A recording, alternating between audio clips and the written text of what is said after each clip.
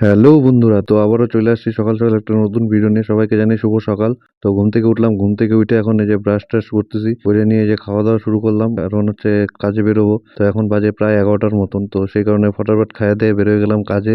এই এই জায়গাটার দিকে তো আশা করি সবাই চিনতেই পারতেছো। সামনে দেখো হনুমান মন্দিরটা। জয় শ্রীরাম জয় বজরং বলি বলে আমরা ওই চা বাগানের দিকে যাচ্ছি। আমরা যাচ্ছি কাজে, তো অফিসের কিছু কাজ ছিল, তো সেই কারণে আমরা বেরোইলাম।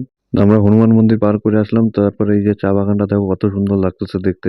মানে একদম কচি কলা পাতা যে কালারটা, ওই কলা পাতা কালারে একদম উপরে চা বাগানের পাতাগুলো নতুন মানে পাতা গজাইছে, তো সেই লাগতেছিল দেখতে, সেই লেভেল মানে সুন্দর লাগতেছিল। উপর দিয়ে রোদ্দুরা পড়তেছিল, আরো ঝকমক করে উঠছিল একদম এই ক্লাস। তো যারা আসো তারা তো জানোই কেমন লাগে দেখতে, আর যারা আসো না তাদের জন্য এই ভিডিওটা বানানো। দেখো কত সুন্দর রাস্তাটা, একদম পুরো চকচকে রাস্তা, জায়গাটা সুন্দর।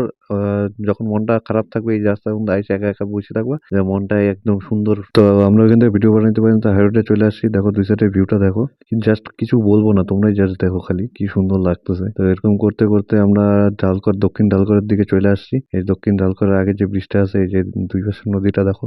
তো এগুলা করতে করতে চলে গেলাম। তারপরে আমরা গাড়িকে পেট পূজা করাইতে ঢুকাইলাম।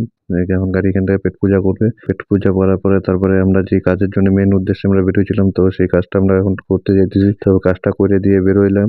তারপরে এখন আমরা সলসলাবাড়ি হয়ে আলিপুরে আসছি। তো চলো টাটা বাই বাই, আজকে এই পর্যন্তই ছিল।